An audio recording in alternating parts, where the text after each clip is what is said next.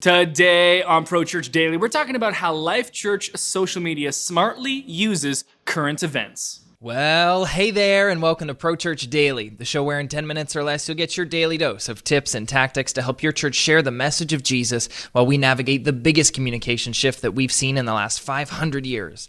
I'm your host, Alex Mills, joined as always by the boss man, it's Brady Shearer, and today we're talking about how Life.Church social media smartly uses current events.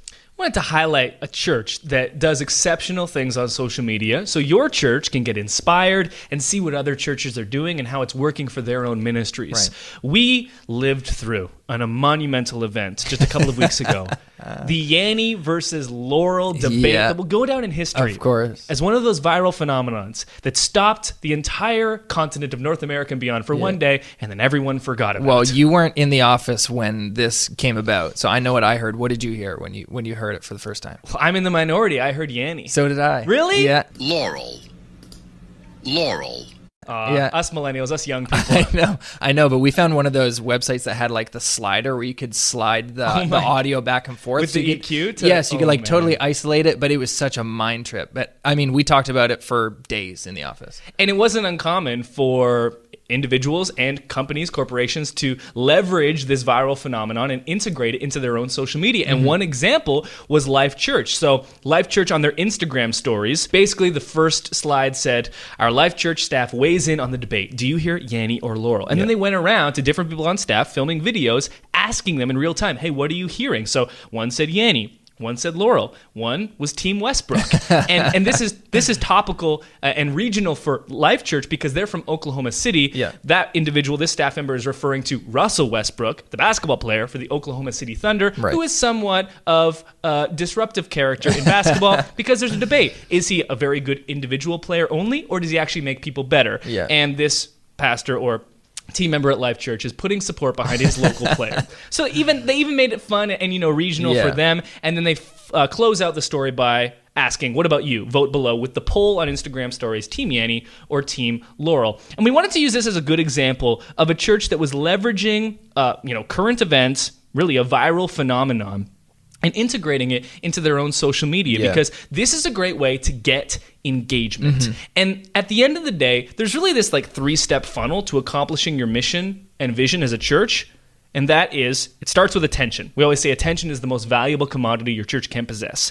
The Yanny versus Laurel debate got all of our attention. Of it, yeah. Everyone, worldwide. So you start with the attention. The attention's already with Yanny and Laurel. Siphon off that attention to get the next thing you want, which is engagement. Once you have someone's attention, you have the opportunity to get their engagement, Right. which on social would be a like, a comment, or in this case, a response to the poll, Right. a selection of Yanny or Laurel. And that leads to the third and final step in our accomplishment of a church mission statements funnel, which is a next step. There you go. Once you have their engagement, you can actually get them to take action and take their next step. Right. So at all times, you're always doing something on this 3-step funnel. You're always trying to get engagement, more attention, to get more engagement, to get more next steps. When you have a viral phenomenon or a current event, the reason you want to leverage that is because the attention is already right there. Yeah. So you don't have to work to get the attention. Everybody already has it. You can springboard off of it, kind of piggyback on top of it, and leverage that attention for your own vision and mission as a church. Isn't it funny though that churches will kind of shy away from promoting current events and try and keep everything spiritual on their social pages, but kind of ignore all the attention that's there in the name of promoting something more spiritual? Well, and that's why I wanted to use Life.Church in this example, because they do this all the time exceptionally well. Yeah. And that's because, internally, their like big mantra is anything short of sin to reach people of the gospel. Well, in promoting or talking about Yanny versus Laurel is not sin. Sure. So if that's going to help us get more We're doing attention, to get more engagement, to get more next steps, to help us accomplish our church's vision and mission, let's go for it. And I do want to make a point to what you just said, which was churches often are reserved about promoting or discussing or publishing anything online that isn't quote unquote spiritual. Right. And so the thought exercise that I would ask you to consider is, did the Yanny versus Laurel debate come up at all in your church office? Came up in our office? Did it come up in yours? If so, that's part of the life of your church. Yeah. And you don't need to censor that part online because that's being selective. Yeah. And that's also just being untrue. It's, you're omitting something that is a part of your church Right. for the sake of what? In the name of spirituality? Well, you are talking about it at your church office. So That's who you are. Don't deny that. Another follow-up question would be, if it didn't come up in your own staff, would it come up in a small group? If you're having a small group and you're going through a Francis Chan spiritual study and then it ends and people are all talking, would the Yanny versus Laurel thing come up? Oh, yeah. I'm pulling out my phone and I'm asking somebody, what did you hear? I heard Yanny. Exactly. Yeah. And then they say, I heard Laurel. Yeah. And then the church splits. Yeah. The point is, would you in that small group say, hey, that's not spiritual good discussion? Francis Chan questions only. Trying to stay focused on the Lord here? And Francis Chan. Right. So, that wouldn't happen. You would, of course, foster that. That's real community. Yeah, that's people life. Hanging out. Yeah. And in the same way, social media is just an extension of your real church. And so you don't need everything to be quote unquote spiritual for the sake of it, especially when we understand this 3-step funnel: attention, engagement, next step. So don't feel reserved. Don't feel like you have to only promote spiritual things, especially when you understand in this continuum of attention, engagement, next step, everything is always working towards gaining and accomplishing more in your church's mission or vision statement. Yeah. Even something as simple as Yanny versus Laurel, we got a ton of engagement. What does that mean? But when you understand it in the context of this 3-step funnel, it all makes sense. Yeah. Of course, there are only so many Yanny and Laurel viral phenomena. There's only so many blue and gold dresses. Exactly. Maybe 1 or 2 a year in this context. Yeah. So if you waited for those, you'd only be publishing once or twice a year. So we wanted to talk about some other ideas, ways that you can leverage current events that aren't just viral phenomenons.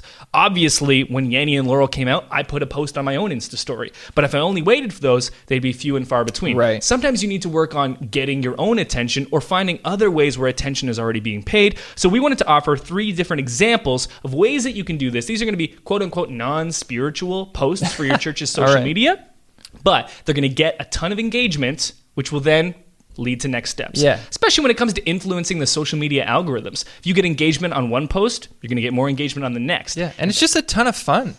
Yeah, but okay, right. not too much fun. Sorry, the Lord doesn't like fun. Thank you, Lord. Idea number 1, leverage seasonal moments. So here's an example. We're recording this in the summer. Yep. You could just post a simple question. What's your favorite summer activity? Of course. So maybe I would say, I love going to the ballpark and watching a baseball game in the crisp, open summer air. We just had a holiday Monday. What are you guys doing with your day off? What are you guys doing with your holiday Monday? Exactly. Perfect. Yeah. Great question. So leveraging seasonal moments. Yep. Idea number 2, multiple choice. The first example we offered you was an open-ended question. Those are the most difficult to answer. Yeah. And that's why you want to make the question really easy to answer, like, what's your favorite summer activity? Or what are you doing today on your holiday Monday? Yeah. If you make a question multiple choice, it becomes that much easier to answer. And it's also fun to make these a little bit controversial. Now, not controversial like Trump or Hillary. Yeah. No. So the example we have here is dogs or cats. Right? Everyone's pretty strong-willed on their answer to this. It's dogs all day, every day. And my wife would put cats and then take a cat to claw your face out in response to your dog selection. Right.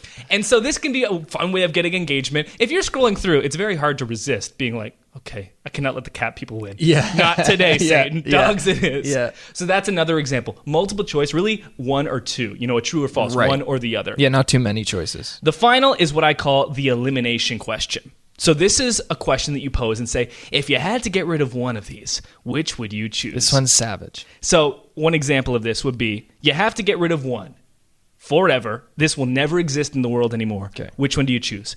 Shrimp, steak, ribs, or fried chicken? Ribs. That's the correct answer. It is ribs. So I posed this question in Hawaii with Brandon and Tristan, and they were like, it is not ribs. Brandon said steak. Sicko. No. And that's the point of the question. It gets people riled up. Yeah. Viewer or listener, in the comments on YouTube, prochurchdaily.com, which one would you get rid of? Steak, fried chicken, ribs, or shrimp?